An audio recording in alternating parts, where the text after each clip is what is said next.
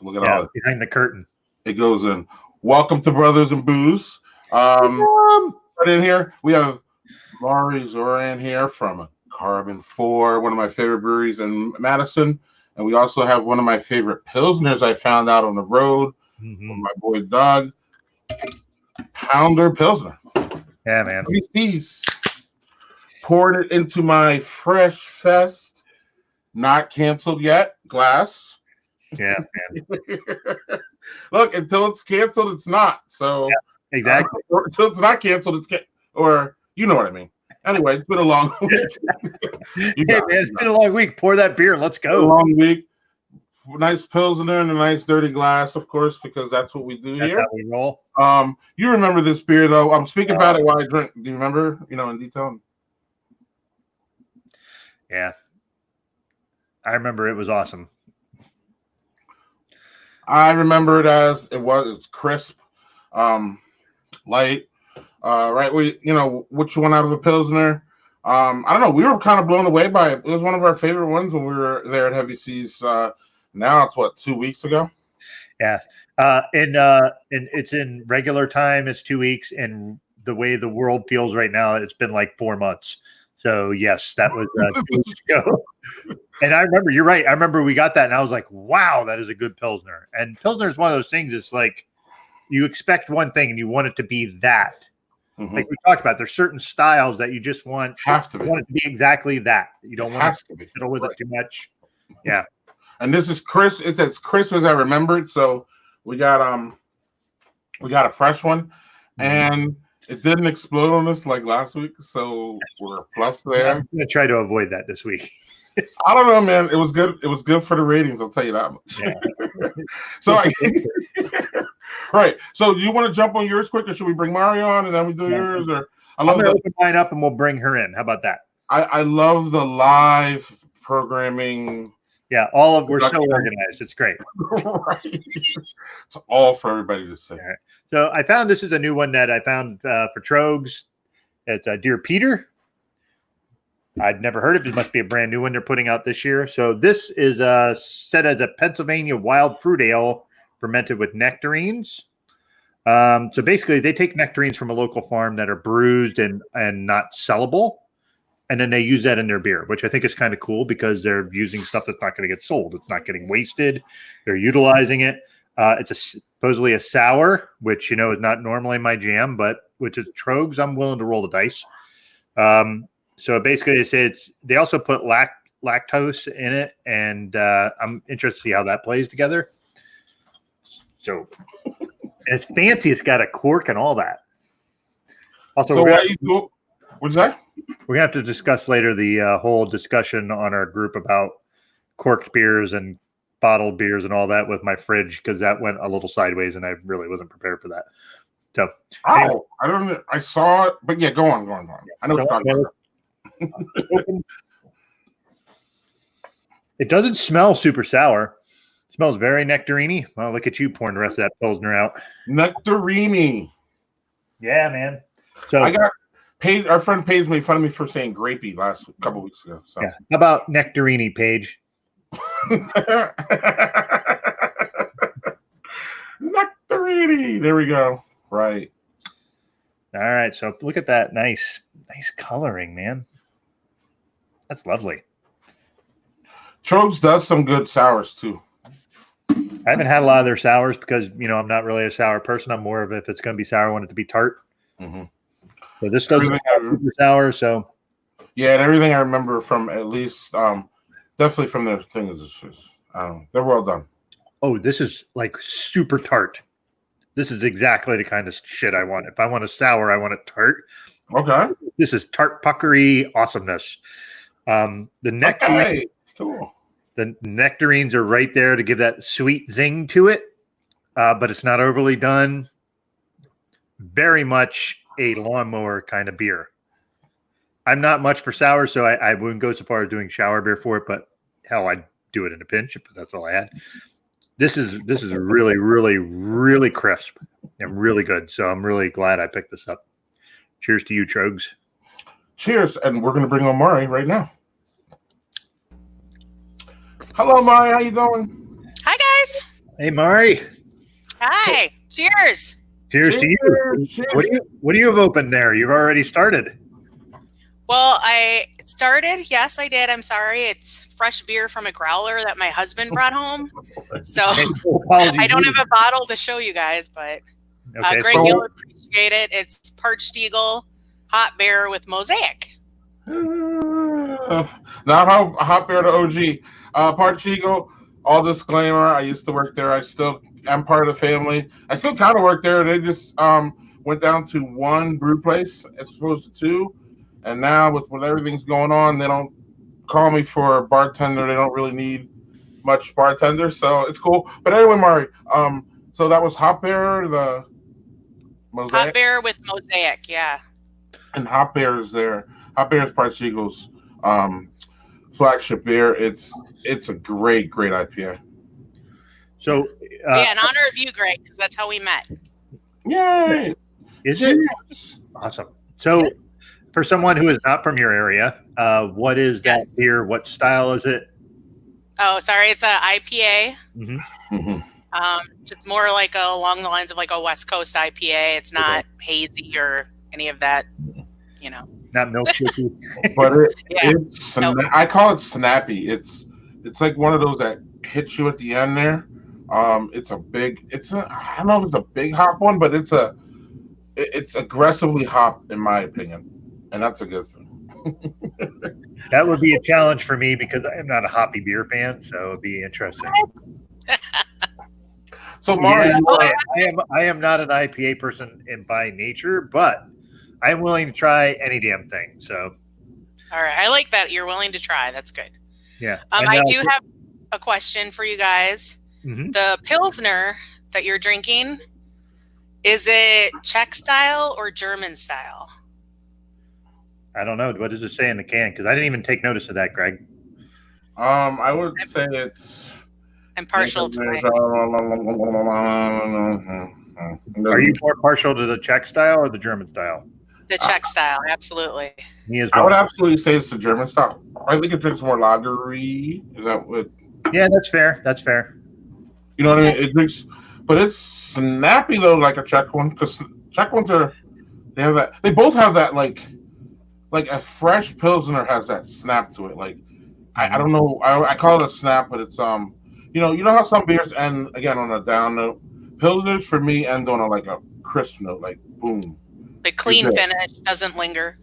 Yep. Right. Like I like my porters to kind of like go on a down note with the roast and the chocolate and just your brown water, like the fade out nice. Where I want to be like with a Pils, like, and I want to be slapped like with an IPA too. So Mari, for people who are not in Madison, Mari is the brand ambassador for Karben4. Karben4 is, I think people would consider Karben4 like the second line of OGs. If Capital and Great Dane around here are like the OGs, the next wave were like Karben4, Ale Asylum, and they just came in. Or maybe I'm wrong, but you can check it out. But I'm just gonna introduce you, and then you can tell us about your brewery. But for me, like that's kind of how I felt about them, and I don't know, they're one of these breweries, Doug, that does like every week they have a Firkin, or every week they have something new coming out. You walk in there, they have 10 or 12 taps of just their own beer. They have food, they outsource the food. I'm taking up all my stuff, but I don't care because I like Karben4. It's one of the closest breweries to my house. It literally is like I go down one road and I make a right and I go down another road. It's there. Nice. Great, beautiful. They do. You guys do crowlers now? I know they do growlers. They do half. We don't pours, do no growlers. They do short pours. They just do this. You walk in there and it's just everything you want, man. I'm telling you. They do porters. You guys are about to have the famous porter. I think it's famous. I gotta, before I shut up, I'm going to at some point, but before I shut up, I gotta talk about Idiot Farm, which was one of those beautiful, big, juicy IPAs before it was cool. I think Idiot Farm is like in its fourth year or something, or Mari, No, I think they did Idiot Farm maybe like year or two. No growler. Yeah, so it's one of my favorite beers in Madison for sure. So with that being said, Mari, I kind of set you up a little bit. Did I get anything wrong? Want to fill in the gaps there? Or what's going on? We now have so many beers that we have like about 15 at any given time on tap. So that's exciting. We have a bunch of barrel-aged stuff going on right now in the tap room. We have coolers now, so we can sell our bottle beer and our canned beer, which we couldn't do that before. And then, we do howlers and growlers of beer. So, lots of good stuff going on. Forgive my ignorance. What is a howler? Oh, a howler is a 32-ounce glass jug, like a little mini growler. Like a growler's a 32-ounce can. Okay. Yeah. Okay. Yeah, I've never heard it mentioned that way, so sorry. I don't know. That's what we call it. I don't know if that's a universal thing or just, I'm assuming so. I'm not sure, actually. I'm going to get to my next one here. Yeah, let's do it. Let's start down. Baby. I went to visit somebody, and I end up getting all these beers, and oh man, I don't know which ones are which. I always lose count of who gives me what. So I know what you guys got. You guys have some planned coordination thing going on. Planned coordination. Totally planned. So I'm going to been working on it for weeks. I'm going to strike first with, I think, Doug, you're responsible for this one, to a locomotive. Yes. In winter, it is Bell's Brewing. Oh. Porter. So I'm wow. getting the smoke porter before you guys are. That's in their Leaves series, I think. I don't think I've ever heard of that. Yeah, they did a whole series of beers that were all literary named. They had a Captain Oh My Captain, which I had in the show, which was excellent. That was one that I had in the show as well. I thought that was superb. So whatever this line is, really, really good so far. Oh. My Three Sheep's glass. It is. Smoked porter. Whoa. Big roast, like ribs. Bacon. Auto ribs. Oh. Bacon. That might be a little too smoky for me, I think. I don't know. Oh, I can take this. I don't care how much roast you put in it, really, actually. But let's see here. I'm getting bacon and all kinds of big roasts. It's great. It's a very big roasty beer. Oh. It's a very big roasty beer. Did they only sell that in the tap room? Or did you find it in upstate New York? I bought it here. Greg, have you ever seen it? No, and we get enough Bells around here too. I've never seen it, but I'm not in the liquor store that often. But sure you are. You haven't seen it because again, I'm always in liquor stores. You're always in the liquor store, right? I was gonna say it's true. I get paid to be there. I don't have a problem. I get paid to be there. But you also enjoy being there, so let's not. I don't mind it. Yeah, it's not a bad place to be. All right, what were you saying? Yeah, this is a big roasty. It'd be great with pork. This would be offensive though to a lot of people. What do you say, Doug? I would agree because as Mari was saying that she might say it might be a little smoky for her. I love all that stuff because I'm a big Scotch guy and I like peaty Scotches and smoky Scotches. So to me it was great, but it might not be somebody else's cup of tea. Greg, I don't know if you have the ability to pull up their the series that Bell's made. Boy, I can't remember. It's something with leaves in the title of it, but like I said, they had an IPA in there. They had the smoked porter. Yeah, we saw this before. Yeah, and I'm going to tell you, I couldn't find two of that line of beers, and I really wish I could have because the other two I liked so much. How long ago did you get this beer? That beer, 3 or 4 months. I mean, it was a while ago, so it might not be available now. Let's see. We got something going on here. Let's see here. Let's see. Not Larry's Library, is it? No, it's actually a series they made that was specialty. That is. Oh, that's cool. Let's see here. Here we go. Leaves of Grass. Oh, they made more. Oh man. A winter warmer. Wow. Unfiltered. I like. Like I said, so that Captain of my Captain, Mari. I'm not an IPA person, and I like that. No. I want this right now. Oh, Captain, my Captain. I should have kept it for you, Greg. Sorry. Man, that's my. So yeah, this thing here. Smoked malt. I don't know. Chocolate malt. I'm not getting in much chocolate. I didn't either. I got mostly smoke out of that, but 6 months though. So chocolate. Not getting in there. I can't see that small. Is it like liquid smoke, or they use malts? Do you know? It didn't taste like liquid smoke. I know what that is because with smoking ribs and stuff like that, I know what that is if you want to add it. But that was not like that because that liquid smoke has kind of a little bit of an artificial taste. Okay, so it must be some of the malts. It's got to be the other stuff. It can't be liquid smoke. Mari, it says German smoked malt, chocolate malt, and roasted malt. All right, thank you. I can't read that small. Yeah, but it's I don't know. It's bigger. I don't know. Maybe some of the chocolate wore off, and we went. No, look, Greg, I had it fresh, and I didn't taste any chocolate in it either. Okay. That's cool. Sometimes you get benefit of the doubt, especially if it's been a while.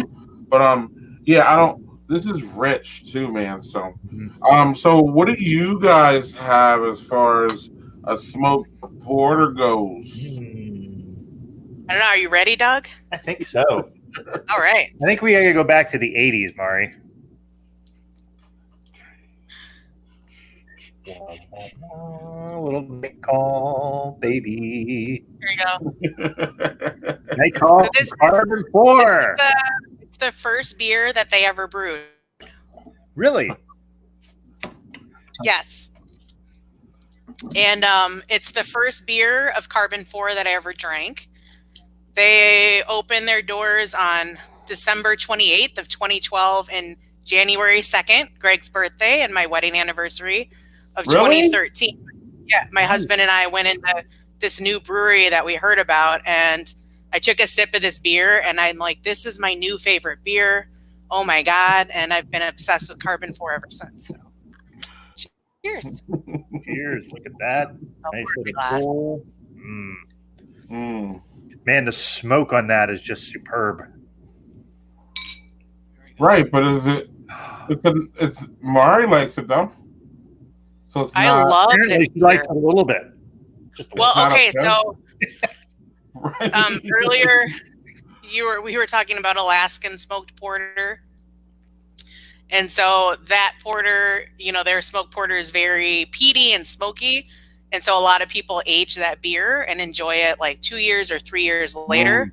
Mm-hmm. And our brewmaster did a vertical tasting, and I think he said year 3 of that vertical was like his favorite. And he said, why do you have to wait 3 years to drink this beer? I want to make a beer that tastes like that, but that you can drink right away. And so that's where his smoked porter comes from. Great story. This is so like you were saying about it being peaty. The other one, this doesn't have a peaty taste to me as a Scotch drinker. That's not peaty. That smoke though is just right on. It's Greg, I'm sure you've had this, yes. It's one of my favorites, man. It's one of my favorites. And this is just so good. It's one of the best smoked porters I've ever had. And I've had better than this one. It's better than this one. Yeah. Is it? One, yeah. And I would say I like that one, but that one is a more specialized. That's just like an occasion beer. This is not that. This is, you can drink more of that than what that is. That's you pull out and be like, hey man, let's share a bottle of this. This is something you're like, no, I'm keeping all that shit to myself. I can drink like 4 or 5 night trains in a row for sure. This will be the limit for me. It's just it's too rich. The smoke is too rich. I like it, but it limits the amount of beer that you can drink. Whereas Night Train, as you can see, man, that's a drinkable. 6.5. So can I quick say hi to my friend Jen, who just commented that she loved me. I love you too, Jen. Cheers. Hi, Jen. Also, I'm not sure why she's showing up as Facebook user, but okay. Hi, Jen. Okay, so the deal is that for some reason, people who I should talk about this more. People who use StreamYard, when it goes to our group, it doesn't show the name. So you have to go and enable that. There's instructions there, and then it'll show the name. So it's actually Joshua, her husband, who wrote that. Love you, Mari, from Jen, because I don't think Jen's in our group. But out of Josh. Yeah, she's not. Josh is awesome. Love you too, Josh. Yes. Add Josh. We see Josh a lot. He shows a lot of his pictures running around, especially with his son too. And that's cool. I love it all. I do. Anyway, so night call. It says fall seasonal. Is that the truth, Mari? Or I thought I feel. So originally we did it year round for like, I want to say 5-6 years, and then we decided we made it a seasonal. So yeah, unfortunately it got demoted to seasonal, but at least we still make it, so it's not retired. Oh yeah. So I hoard it, and then I keep bottles around, so when it's gone, at least I still have a couple lingering. Yeah. It also makes a really good chili. I use it as my liquid base in chili, and it's phenomenal. Ooh, that sounds really awesome to make that in chili. Yeah. It's good. And unfortunately, I can't get any of that. I only got it because a certain guy from Wisconsin drove and dropped it off on my house. So I had it hand delivered. You had it hand delivered. Mm-hmm. Wow. I felt very fortunate. So Mari, I don't know if I want to set you up, but this is for people who don't know. People in Madison know this beer. It's easily one of the most recognizable beers in Madison. Everybody knows it. Obviously, the label on this one, Doug. Oh, I would be all in on that. Even as an IPA, it's just like, all right, that label is fucking wicked cool. That's right. You love labels. I am. And my gosh, which means you'll love all of our beers.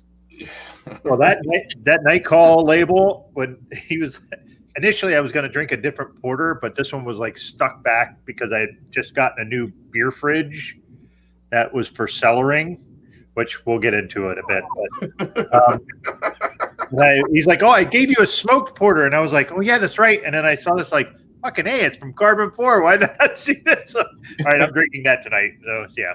Nice. And it's got that super like Knight Rider 80s feel that I'm just like, all right, you totally nailed that for me, and I'm all in. So we were talking.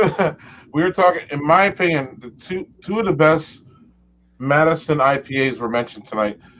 Mari mentioned Hop Bear from Parched Eagle, and this is, in my opinion, those are the top two IPAs in Madison. Or even in the whole county. Which am I? I said, I agree with you. They're my two favorites. So. And I think a lot of people would say that too. I don't just say it because I'm biased towards Parched Eagle, and I'm biased towards all of these damn people. But that's another story. But no. So I don't know if you want to say anything about this before we move on. But obviously, if you talk Karben4, you have to say something about Fantasy Factory at some point. Absolutely. Yep. That's like we'll say that Karben4 is the house that Fantasy Factory built, because it really just started as a seasonal and people kept wanting it, and that literally is now like 70% of our sales in the state is the one beer. So wow. Yeah, God bless it. We love that beer. That beer allows you to brew all the other ones. So yeah. Exactly, yes. Absolutely. So, at this point, it's the time that we always say, Doug, what is it?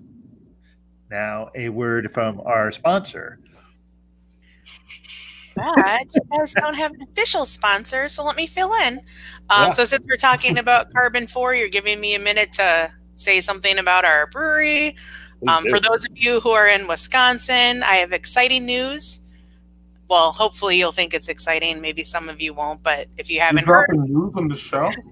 we do a line of hard seltzers, and this is one of our examples, cucumber melon. We're doing a variety pack that'll be out in stores in the next couple weeks, so Ooh, cool. we're excited about it. Look at that. Dropping news on Brothers and Booze. That rhymes. We're not journalists at all, but that's great. The inside scoop. No, so Mari, talk a little more about the seltzers, actually, if you don't mind.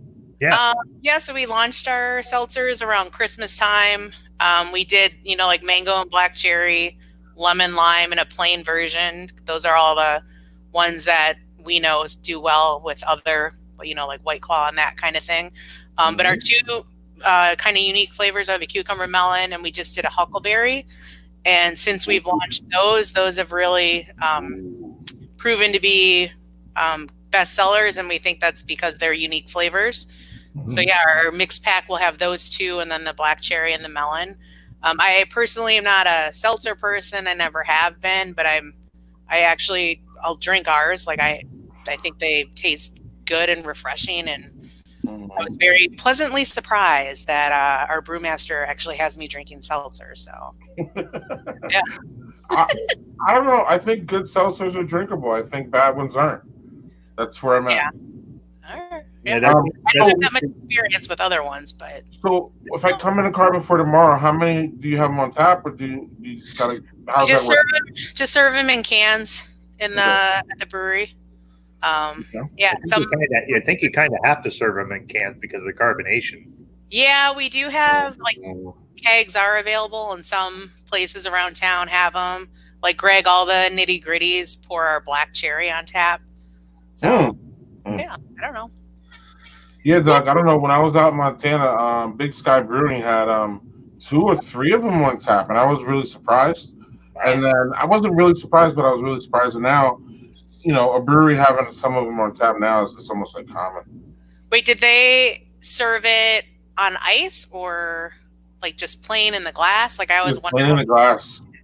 Okay. Like well, you guys know me. I'm the flight guy, so I don't know. I got them in flights. Small guy. And 2 little, and they were, with all due respect to Big Sky Brewing, they weren't good, in my opinion. But I come from a place where I don't really like them. I'll tell you that right now. So, that's kind of my thing. Yeah, like I said, I was very pleasantly surprised that I'm even drinking hard seltzers. I'm like, oh, I don't know. Well, I think you have to try stuff, calories, right? Whatever. Yeah, you have to try it though, right? Gotta try it, yeah. And I've you never know what you're gonna run into. You're gonna be like, holy crap, that was really good, and I didn't expect that. Yeah, exactly. So Doug, you gave me another beer, I think, or I'm not sure. Well, let's see. That could be 2 I out don't of know. This is a beer I should have seen around here, but I didn't. This crazy one? I did not give you that. Really? I did not give you that. Okay, so because I didn't buy it. Because it was a pale ale. I love it. Yeah, Greg, when I was in Savannah with my husband, like he got that at a bar, and I'd never seen it before. Yeah, I had a couple of sips of his. It was good. All right, cool. Yeah. See, Doug, I don't know. I just stuff ends up in my beer fridge, and I hate it when that happens.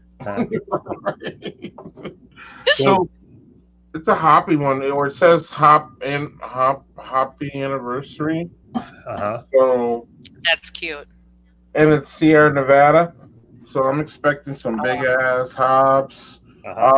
So their celebration ale every year. That's one of my favorites to look out for. Yeah, yes, that's such a fun one. That's the Christmas style one. Mari, one thing I kind of want to get to now is the big pink elephant in the room while we're live here is our pandemic that we have here with our coronavirus. Yeah. So beer festival. Yeah. I would be doing malpractice, in my opinion, to the craft beer industry if I didn't ask you how do you think like everyday craft brewers can help out craft breweries during this hard time that's about to be happening, or we're already in, or where are you at with, where do you think that? I mean, ideally people will still go to their local hang out, but I feel like that's kind of turning that, people are kind of not wanting to be out and be social, which is totally fine. But you can still support your local brewery and buy their beer and go get a growler and get some beer to go. So it's kind of interesting what's going on right now. I saw I don't know if you saw. I saw a post, and I've been meaning to find it. I need to post it on all my stuff. Which they talk about is call and get gift certificates or buy merch. Do you guys have gift certificates? We don't have an online option to do that, but we have a lot of merch on our web store. So, and look at Greg's T-shirt. We obviously have some cool things going on. Can I call you, Mari? If I wanted a gift, then can I call you and you guys would mail it to me, or? I think we do that. I'm sorry, I'm not officially sure, but you can call and at least order a gift card on or over the phone, and I think we, would be open to, getting those sent out to someone. Absolutely. Yeah, why not? Why wouldn't we do that? Right. I mean, again, it's kind of the hard part about breweries. Obviously, you guys need people to come there, and the problem with people feeling that they're going to they might get something is that they don't want to be out in public. So it's like, right. So if you don't want to be out in public, which is totally fine, like that's like a lot of my job is being out in public and being in social settings. So it's kind of bizarre that we're kind of, keeping away from that. But, at least you can still right now, you can still go to stores and buy a 6-pack, buy a bomber, buy a 12-pack. You can still support your breweries that way, just buying their beer to drink at home. So, or seltzers. Yeah. Look at that here. I think that's Josh. Really? Huh. Yeah, that's Josh. He was saying that many Maryland breweries are not filling growlers due to the virus. But that makes sense because you're eliminating the idea of, like, with growlers, you don't know the cleanliness of what you're filling. So, but with growlers, you know exactly all your stuff. I get that. That's actually smart. So, our friend Jeff Tepper says that's what's going on in Texas too. He hears, which is no growlers and no growlers. Yeah, which is, again, because it's funny. I would suspect that people would hoard beer too as much as they're hoarding toilet paper. But I'm not sure. I don't know. I'm not a hoarder, so I'm not sure. I automatically have I have a family of 4, so, and I do most of the shopping. So I automatically have like a week or 2 or like a month of certain things, so I don't have to go and get stuff. But and beer's another one that I have. But Mari, thanks for those tips because, again, I think we have some rough stretches ahead here. And I always love to say breweries are mom and pop shops. And mom and pop shops aren't set up for. I don't care, man. To me, I consider Karben4 a mom and pop shop. I don't know who the owners are, but I know that they're regular people who have families and they have families, right? The down guys, right? If I walk past them in a liquor store, I would not know who they are. And they're not people, what I mean? They're not like, it's not like they're, famous or they're on TV shows or they got their own. Do you guys see this new Bush Kids show or whatever? What? But the Bush family has a reality show, I think, on MTV. I have zero interest. When you said Bush family, I stopped. Right. And I'm pretty sure it's the Bush Brewery, and then it shows they're like, with all due respect, I didn't see the show, but the show looks like a bunch of pretentious, like, spoiled brats. Wait, how did you hear about this show? Because I need to watch it. I think I had MTV on or something. We were watching one of the ridiculousness, like marathons or something like that. My family likes it. Anyww, the point is that your local brewery, buy their beer. If you don't want to go there, buy their beer, please. Yeah. Drink their beer. So yeah, it's like you said, it's the idea of like, all right, so yeah, we gotta be really careful about what we're doing socially and being out in public and all that jazz. But I saw that same thing, Greg, where it's like, all right, maybe I can buy a gift certificate or merch or anything that can help kind of float everything until that helps us, bring in revenue. Yeah. So like every little bit helps. Yeah. So it's something if you can help, if you have the means to. Now we all know that there are folks that don't have the means to right now, and that's hey, take care of what you need to take care of first. But if you can also help the other way, then please do. Well, again, one less thing of toilet paper, one more case of beer. What's the problem? Like I said, I don't understand why is toilet paper the one item you think you need? Like you need, like it's gonna run out. Oh my God, I need it. I don't understand. Well, I will say that my in-laws at their old house before they moved it looked like Sam's Club for toilet paper and paper towels down in their basement. I kid you not. It was like, and there were two people living in one house, and they had, I don't know what the hell they were doing. Shit. I don't know. Didn't it used to be eggs and milk, or what happened to that? Yeah. Anyway. So anyway, this beer is hoppy, big, fun. I can actually see if you didn't drink this fast, it would be a mess because there's a big malt background to it. It's nice. I like it. It's nice and it fills the part. I'm almost done with it, so that says something. So yeah, cheers to that one. That's a good one. Hey, Mari, you said, what do you have next? Mari, can you hear us? All right, so we can't hear her. So, Mari, while you're fixing that up, I'm going to go with my last one.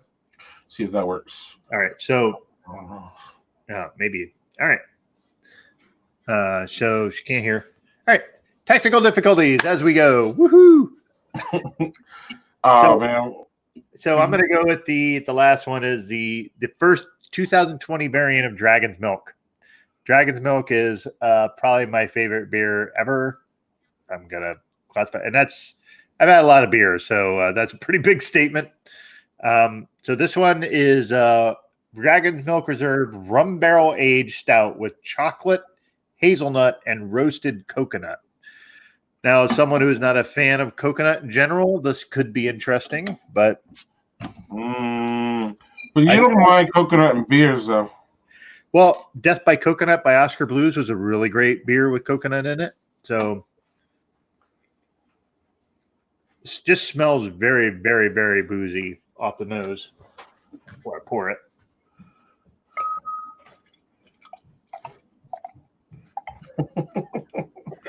Toilet paper doubles as paper towels. You can't go the other way. That's a very good point. That's Josh. Oh, man, when I pour it, it's even boozier. Holy moly.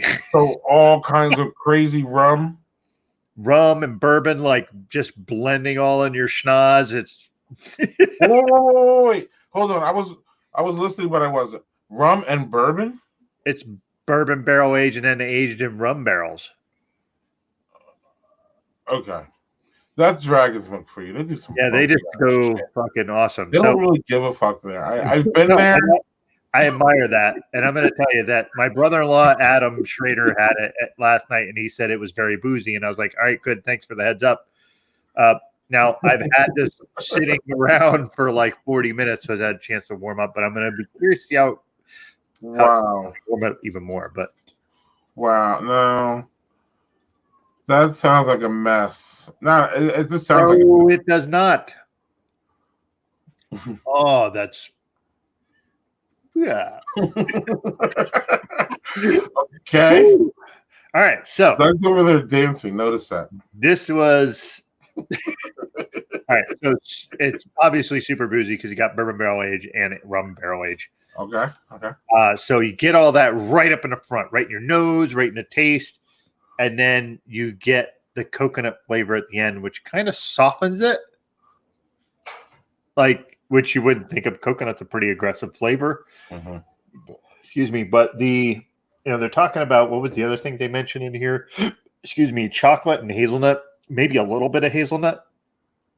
Not any chocolate for me, but it's boozy and a bit of a booze bomb, but like not something where you're like, oh, that sucks. I wish you and Mari were here so I could do small pours for all of us for this, because it's excellent for that. I'm going to drink all of it, and it's 12.5%, and that's like once I do that. And I'm also cellaring one of those in my beer fridge that I got, which I was informed, and as someone who is not completely knowledgeable in stuff, that apparently if you lay bottles horizontally with caps, that is a bad thing because it allows for oxidation possibility if the caps aren't sealed properly. And I was like, I spent $200 on this beer, on this fridge. I'm putting beer in it. So, right. So we had a couple of people in there, like Joel and David Rogers and Joe Saladino, who were saying about, well, you need to stand them up. Hey, that makes total sense. You're probably right. When it comes to cellaring, all I did was just throw it on a shelf. Now I had a chance to store it at 55 degrees, a constant temp. And then Robert Scroggs said something about like taking the shelving out, putting your own shelving up and standing them up. And I was like, okay, well, that's a lot of extra work that I don't want to do. I said to Jill, I was like, hey, if I do that and one or two of them go bad, okay. Yeah, I'm not. Maybe I'm being flippant with that, but that's just how I see it. Yeah, I didn't read it. I need to go back and read all that. I'm not sure. And Robert Scroggs, obviously, Cicerone and all that, so he knows what he's talking about. My thing, though, is like I don't understand why oxidation will be more prevalent if it's on the side as opposed to up and down. Now, me either. I never heard that you should store them that way. The thing that I get, though, I guess, is that it's metal, so you might be pulling some metal off of that cap. That's the only. I don't know.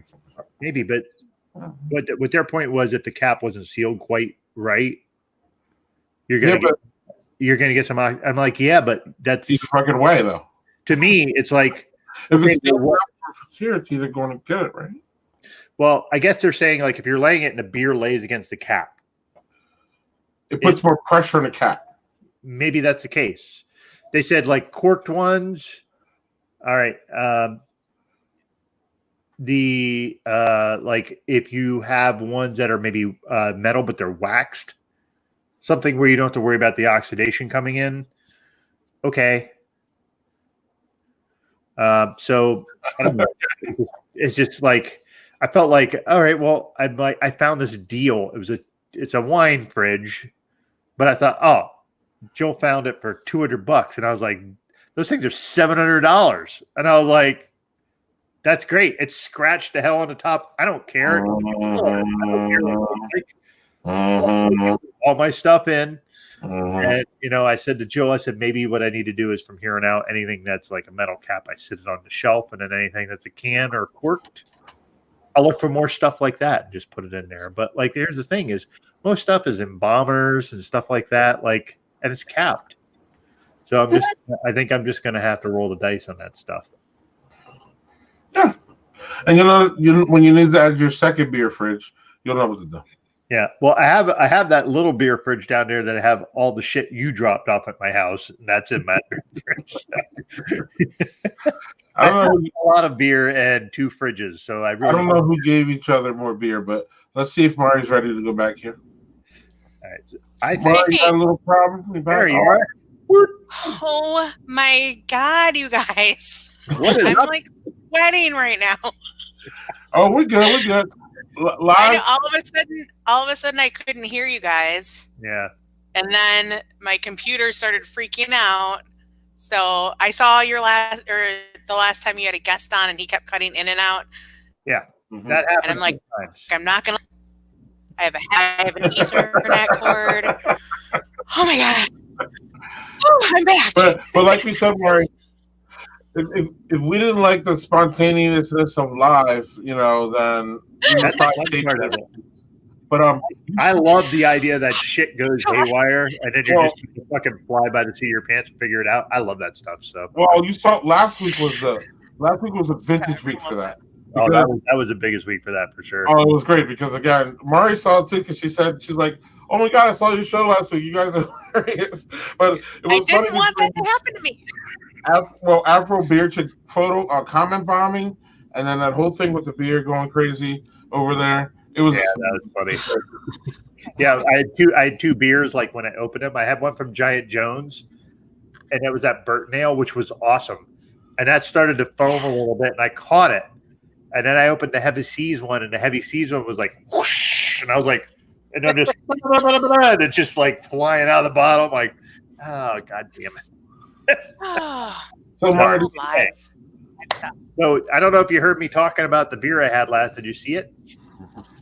I got back in and could hear you were talking about a beer fridge. Oh, people love Dragon's Milk. Dragon's Milk's my favorite. This is aged in bourbon barrels and then rum barrels. So you get both of those boozy elements. It's delicious. The coconut comes in on the end because it's supposed to be chocolate, hazelnut, and coconut. And I get no chocolate, maybe a minimal amount of hazelnut and coconut at the end. It's boozy as fuck, but it's not boozy that you're like, ooh, like that. It's just more like, ooh, it's boozy. It's nice. So yeah, definitely a recommendation. When I was talking about the beer fridge, was I don't know if you saw the post I had where I was like, people said, "Oh, show us your beer stash and your cellaring for the pandemic." Blah blah blah. Yeah. So I bought my wife Jill found a wine fridge that was for like $200, and those things are like $700. And I was like, I'm getting that. I've been wanting to cellar beers at a constant 55, so I could control that and because my cellar is 62 to 65, which isn't bad, but at the same time, I wanted it to be at that sort of the prime temperature. So I put them all in. I take a picture. And 3 people are like, "Hey, you shouldn't cellar things with the metal cap because you're getting oxidation." And I'm like, "Oh god damn it! I didn't want it to be this complicated." So bless the beer nerds out there. Bless you. What's that? Bless the beer nerds that are out there. They were right. They were just like, if you lay it down, because I had a shelf and it was like it didn't have any light. It was up in a corner, but it just the temperature wasn't right. And I got some good ones out of it, some shitty ones. And they're like, well, if you lay them down in their metal caps, you get oxidation all leaking through the caps. And I was like, huh. Oh, God. I was like, okay, I didn't know that. I didn't know that at all. They said if you have a quart. I don't know anything about cellaring either. And I have a bunch of crap in my basement. They're upright. I guess that's okay. Yeah, that's better. Apparently, screwing everything up. Yeah, so one of the guys in the group is just around, and he was like, "Oh yeah, I have one of those fridges, and I just took all the shelves out and I made flat ones so I could stand them all up." And I'm like, "That sounds like way too much work." So kudos to you, but I'm going to basically put them in there, and if they oxidize wrong, then fuck it, I've lost a beer or two. Most of them are going to be capped properly. Maybe I'm wrong. Maybe I'm being ignorant. I don't know. Wait, let me ask you a question. Could be both. Like how do you decide, Doug, which beers you're going to cellar? Like, are they beers like you drink one now and then you like have one later and cellar it, or like do you have a rhyme or reason? Well, generally what I do is I find ones that are I'm a bigger beer drinker. I like a lot of high gravity stuff. So what I'll do is I'll get like a 4-pack, and I'll have one fresh, and I'll cellar one. Usually I'll drink 3 fresh, but I'll cellar one out of that crowd. So like, usually what I do is I age them maybe a year. I'm not one that ages anything longer than that because I'm too impatient. How do you know how long you've aged it? Like, do you keep a catalog? I use masking tape on the bottle and write the date on it. Okay. No, I'm curious because you're obviously serious about your aging. Like I said, I just put stuff in the basement, and then one day it's like, oh And then yeah, you're like, oh yeah, I have that. I don't know what the hell I got that. Yeah, I just all I do is I just take a piece of masking tape, I tape it to the bottle, I put the month and the year, and then I throw it down there. And I realized when I moved everything to my beer fridge that like I had things down there that were like a year and a half old, and I was like, I should probably drink those. And then I had these people, like a couple of the guys in the group, who again they know this stuff, they do it all the time. All these dudes know their shit, right? And I was just like, hey man, I'm on a show and I'm doing this stuff, and I didn't have one that was a problem. So yeah, I learned something out of it though, that's for sure. Well, that's good. All right. Well, what I learned, the only one I did was a vertical, and I did a vertical with Chocovesa, with the stone Chocovesa. That was interesting. But oh wait, which one is that again? that's a Is there Christmas mint in it? mole, that's a Christmas Mexican split beer they made. Right. Yeah, so I did a vertical with that for a 3-year vertical, one show, and they were all just remotely different. It was really weird but interesting. So yeah. well, what I learned is I need another beer. I think that's a good choice. Doug, I think you gave me this one, but who knows? You said I gave you the last one, and I did. Right. So who knows? I'm pretty sure, though. I'm pretty sure this was you. I'm pretty sure. Yes. Man, I cannot wait for you to try that. That thing was fucking awesome. What is it? Where's that brewery from? Well, it's a collaboration. It's a collaboration, so. Whiskey barrel aged chocolate stout brewed with cacao, coconut, and vanilla. It's a collaboration with dudes and who else? Doug? Tell the story why I poured this. Oh, dude, I can't remember. It's on the bottle. Okay. I have that one in my. I have one of those in my cellar fridge that I'm not supposed to lay vertical or horizontally. Apparently. Well, and another part of the reason why Doug doesn't remember it is because it's 14 fucking %. 14? Yeah, it's a big one. Wow. That's the real reason. That thing was.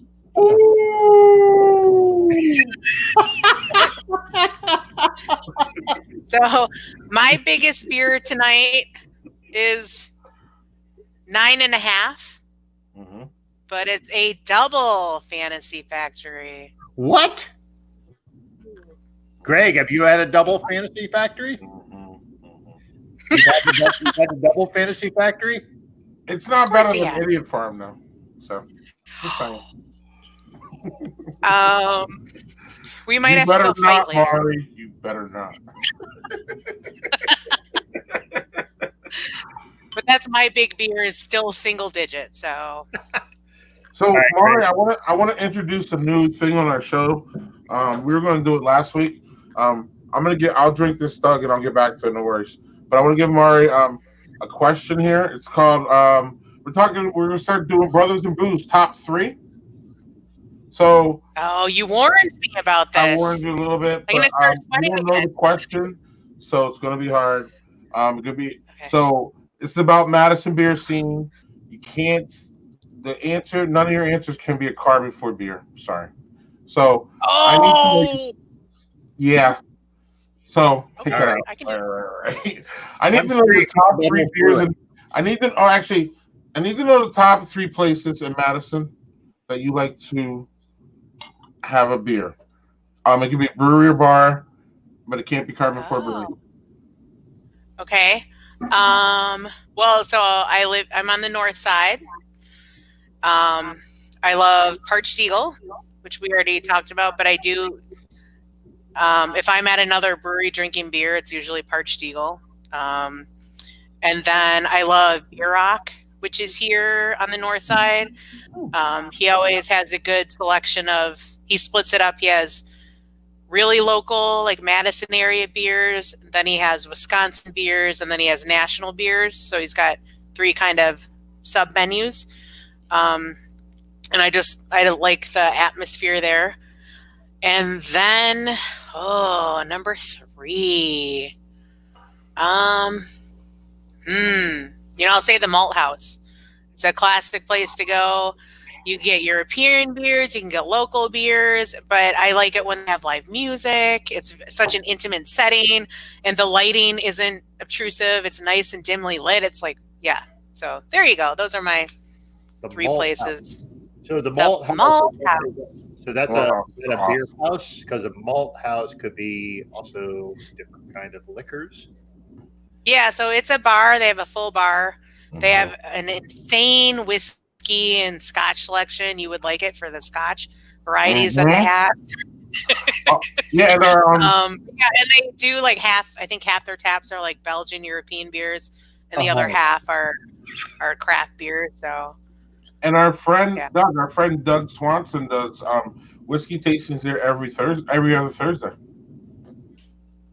So I'm very left out. The malt house is my favorite. So Mari stole that is my favorite place to drink beer outside of any breweries. There's just no question. Oh. It's the bomb. I love it. It got me into craft beer. I love Bill Rogers, my friend. Everything about it is amazing, except for the parking lot and the kind of location where you gotta like.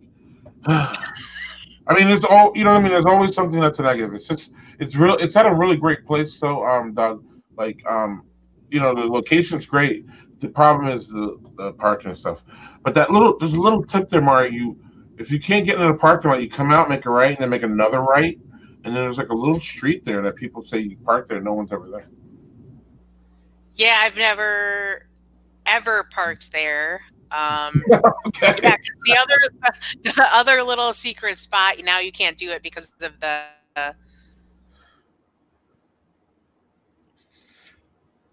the places there. Right. And now there's a new brewery there. So this Doug is. Oh, it's heavy. It's heavy, but it's smooth, man. That's the thing. Wait, hold on. I answered that question. Are you two going to answer that question? I didn't hear the question, so forgive me.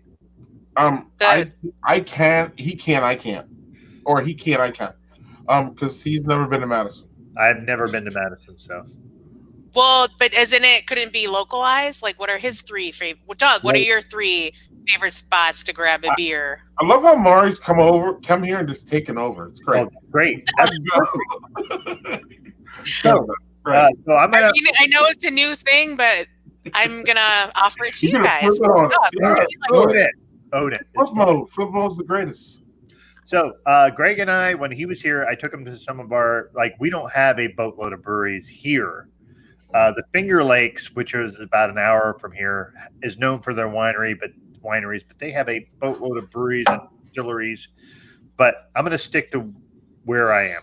So if I'm going to say places to have beer, if it's top three, I'm going to give the top one to Farmhouse Brewery. Greg and I were there. You loved their beers. Their beers were awesome. The guy who's a bartender was like a really knowledgeable guy. He wasn't the brewer, but he knew whatever all right, this is this. And he knew all the ins and outs of it, which was great. That's in Owego, which is about 20 minutes from here. The thing is, like where I live, it's not like, there's 3 breweries within a mile. It's not that at all. So there's that.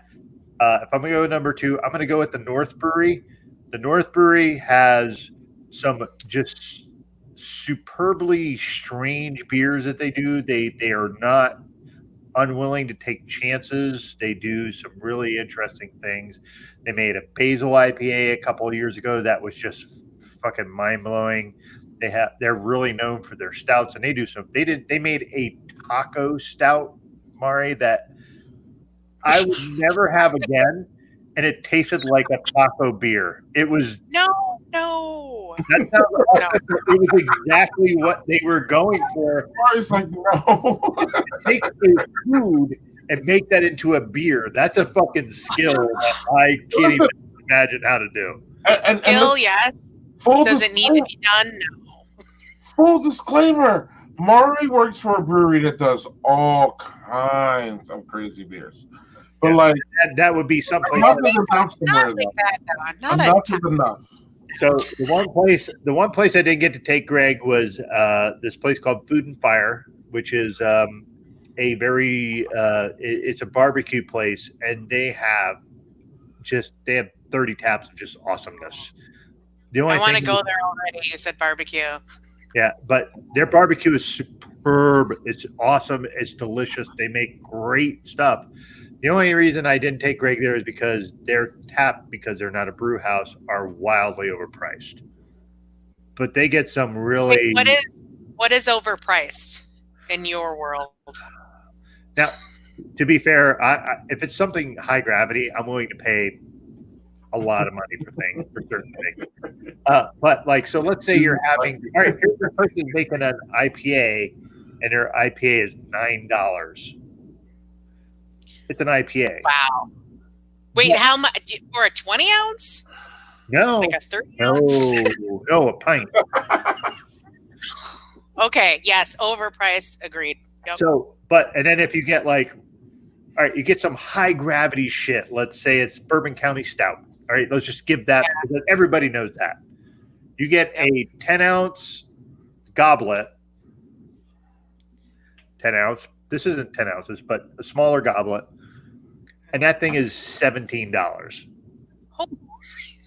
So they get some weird off the wall stuff that's really hard to find, but you're going to pay through the nose for it. But what? Oh, that makes me so mad. Like, why do they? Because they have to make. They're getting beer from other people, and they have to make a profit off that beer, and also pay a profit to the brewery. So I get it. I used to be a buyer, and I know how we price stuff. Like, that's insane. It doesn't have anything to do with upstate New York. And again, that's something that, like, I would have taken Greg there. It's so expensive. I didn't want to have to, like, and I knew we were having an expensive weekend regardless, because we're going to stop at other places. So I was like, I'm not going to subject him to that. So yeah. So that's your top three then? Yeah. Like I said, that's a variable, because that shit changes and it depends on mood. And I'm a moody motherfucker, so yeah. So I already revealed my first one is Malthouse. Number two is a brewery that you guys both know. It's Giant Jones. Giant Jones is, and it's just like, there's nothing, with all due respect, love them, but there's nothing special about the brewery. But I just love their beers, and I just love that it's bare bones. I love you go in there, brewing equipment right there. It's just like, to me, I'm a traditional dive bar type guy too. So like, I like a really good I don't need the aesthetics, I need the people. I need the bartender to be personable. I need the beers to be approachable. I need the beers to be cheap. Giant Jones fits all that. And then you can run around to Old Sugar and get some And Old Sugar, I like Old Sugar's distillery. The problem is that place is too it's one of those places, Doug, that you go that, like, if there's no one there, it's really, really nice and intimate. But if you go there and there's like half full, it's like a complete fucking disaster. Okay, like, so as someone who is loud, it's out of fucking control. So like, someone who's partially deaf. What are you gonna say? As someone who, all right, that's funny. I said, as someone who is partially deaf, that is not a good thing for me. No, and Mari, you're laughing. Do you feel that when you go there? Or? I mean, I don't go there that often. For the record. But I don't think I've been there when there's been like a huge crowd. But every time I've been there, it's just been a nice, manageable crowd. But I can see where if it was like a huge crowd, it might be really annoying. So. Yeah, and I don't know. Again, your place, I've been there when it's really, really packed. And I don't know, whatever dynamics going on, it just, in my opinion, it just never gets that loud. Like, so it's a space or something, but like people like start laughing and yelling, and it just is crazy. But I do like that element there that they have a distillery right next to a brewery. It's a really nice place there. So that was probably my two, and then three.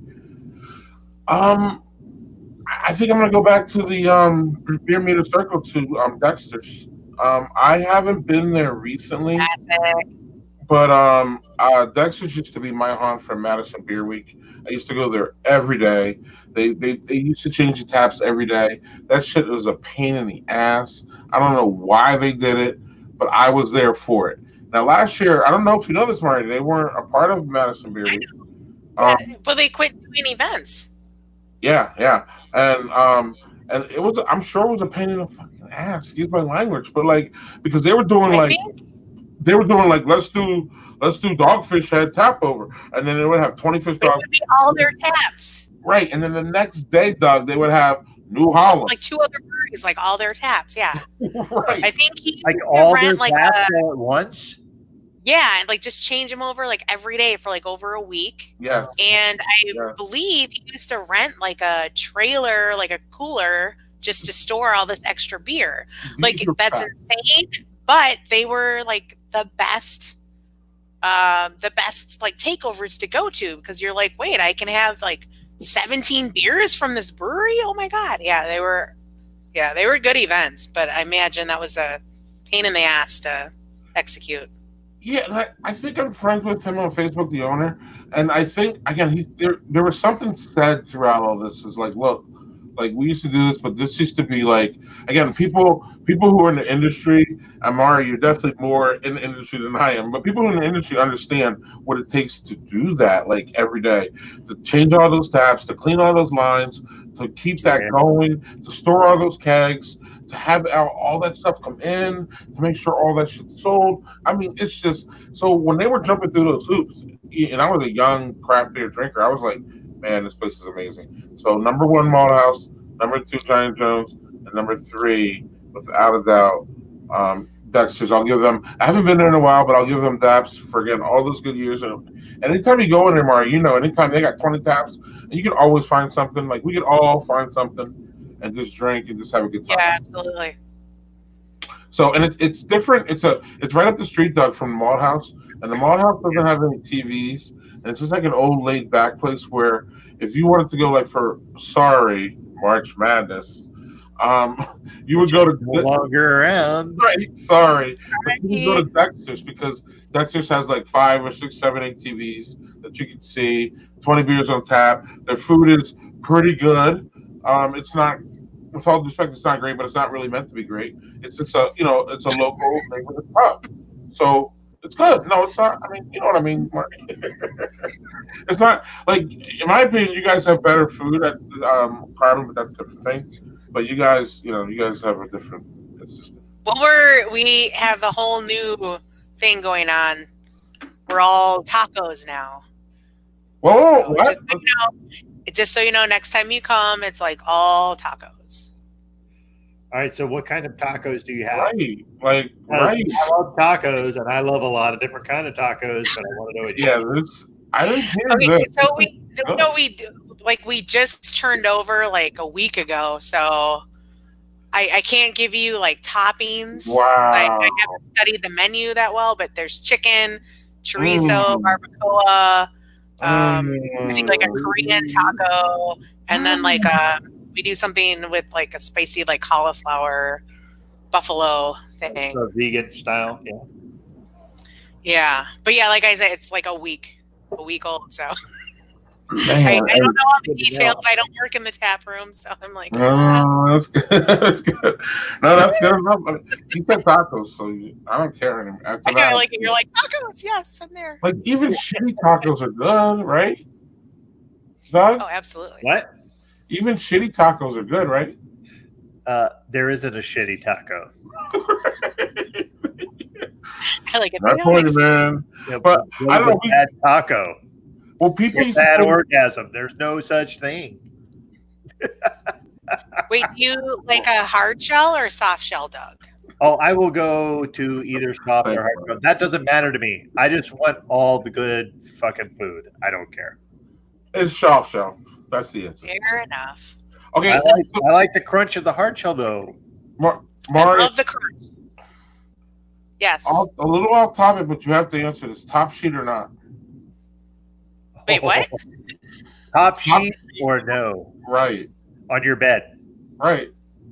Wait, what is a top sheet? That is a giant debate amongst our crowd. Yes, and you have a top sheet. You know, so you have your sheet that's your fitted sheet. Mm-hmm. You have a regular sheet. You lay down, and then on top of you goes a sheet. Yeah, and then a blanket or whatever. Right. Yes. So what's the top sheet? Is that that's the regular sheet that's between you and your blanket. That's the top sheet, right? God, yes. Do people not use a sheet in between a Thank comforter? you. Thank you. No. Mari, the funny thing is, go back on my profile and you'll see a thing with 100. You'll see a guy with 100 comments long. It was crazy.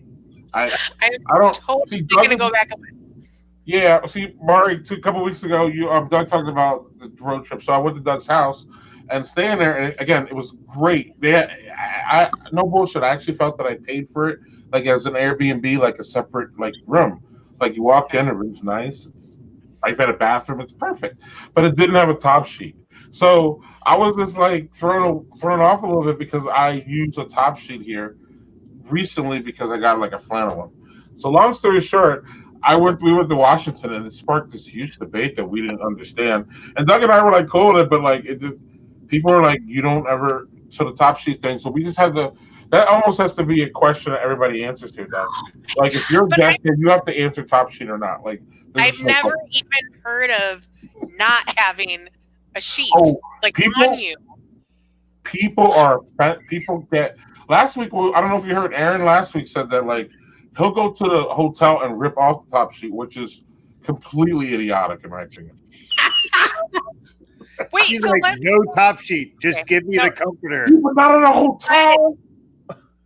The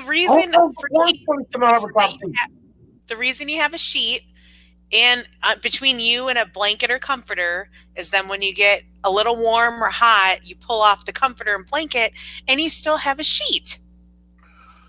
Well, so wait, Greg. I like to be covered. I don't want to be covered. Yeah, let me interject for this mess here. So let's say it's really hot.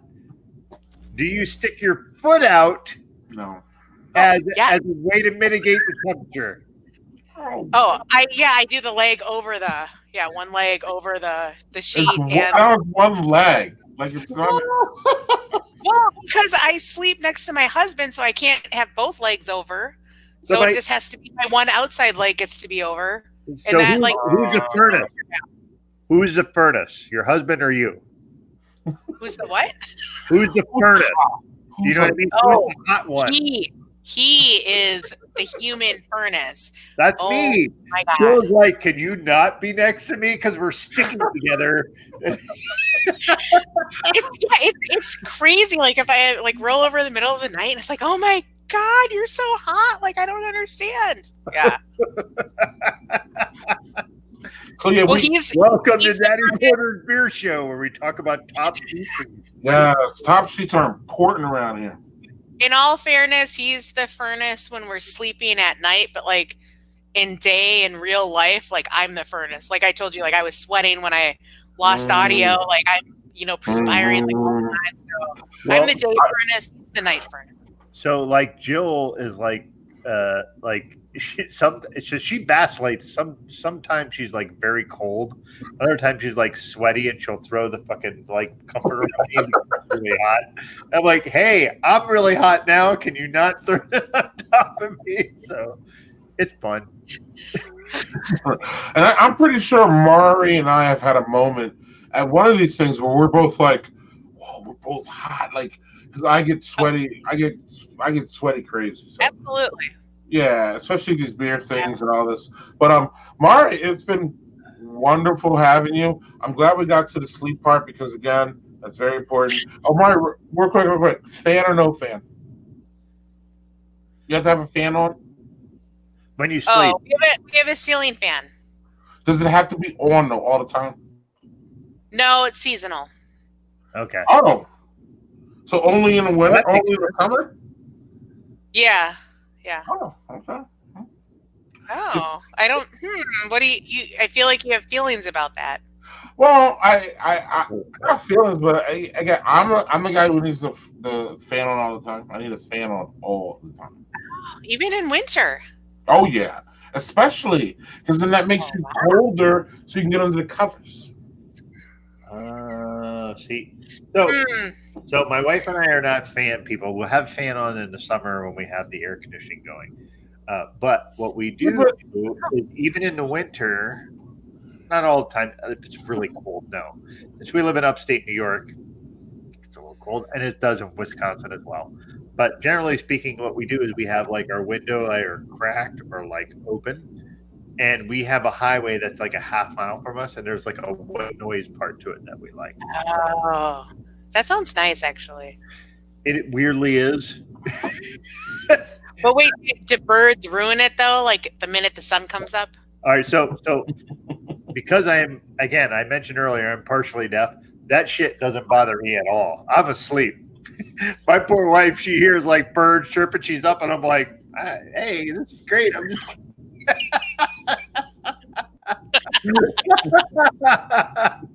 So yeah, that stuff doesn't bother me at all. I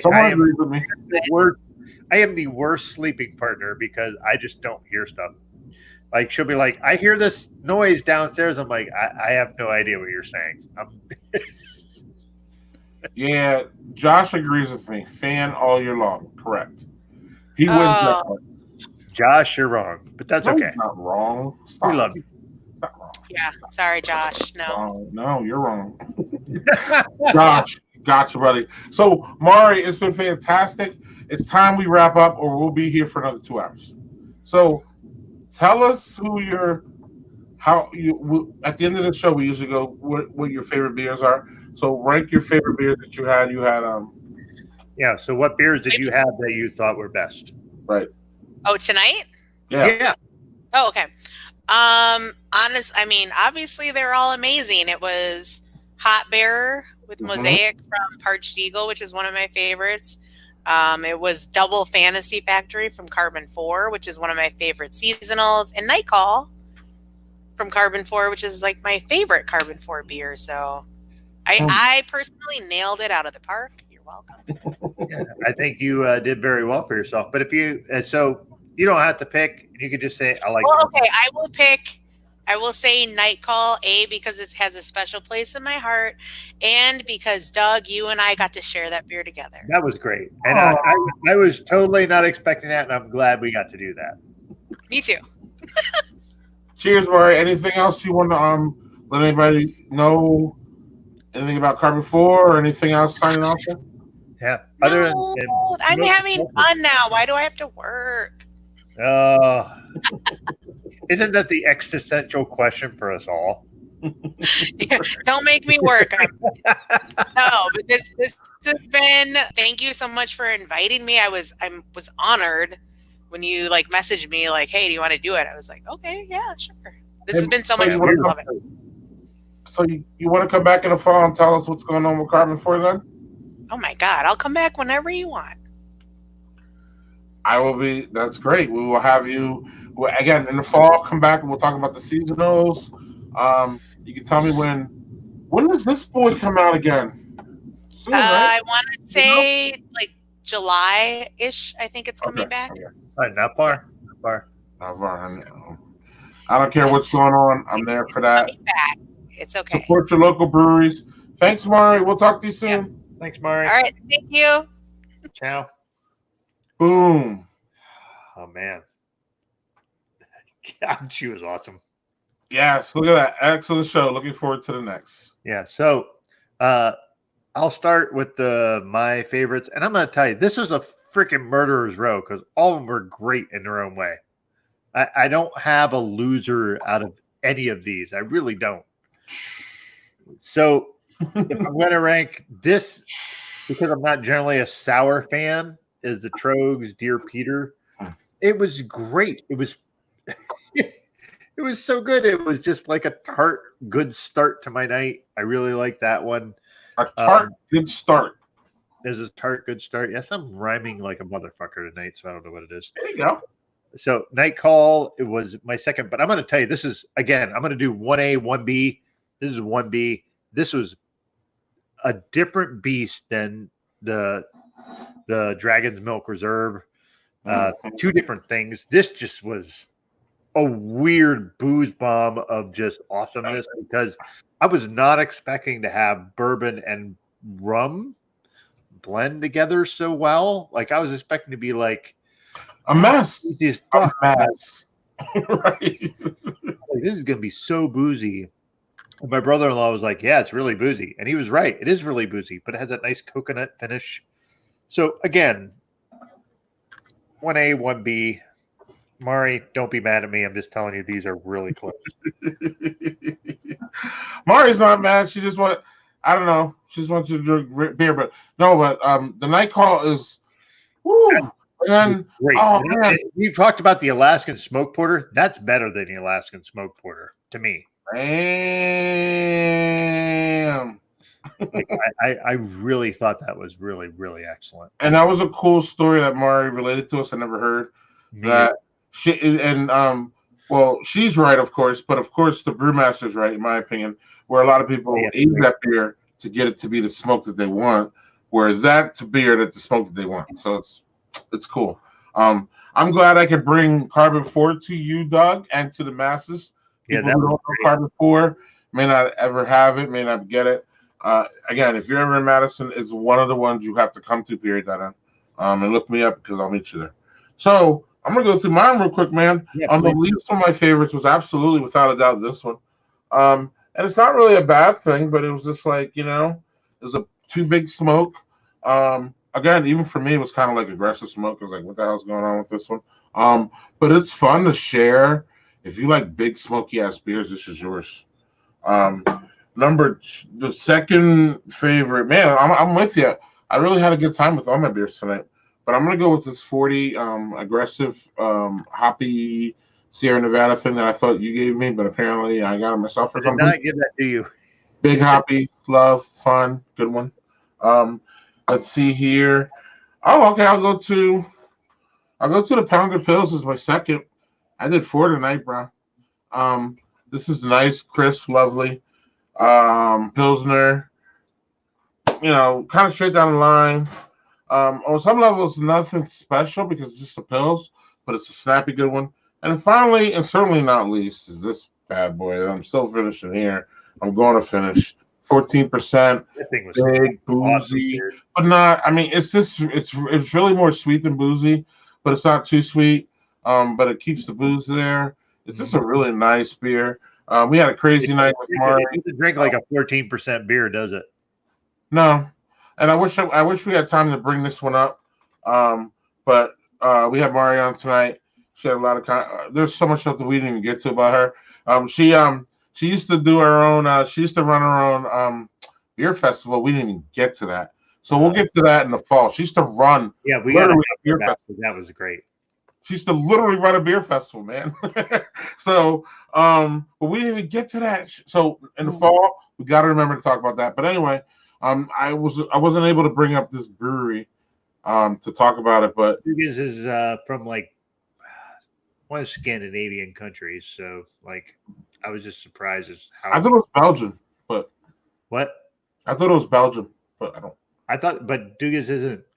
I thought so too. It's not. It's from Scandinavian country, so like that just threw me all off because I thought like, oh, this Belgian chocolate thing, this is great, and it wasn't Belgian at all. Right. So glad I got to give that to you, man. No, it's a good one. It's actually the best one I have. 14%, boozy, sweet, but not too boozy or sweet. So anyway, Doug, we're going to.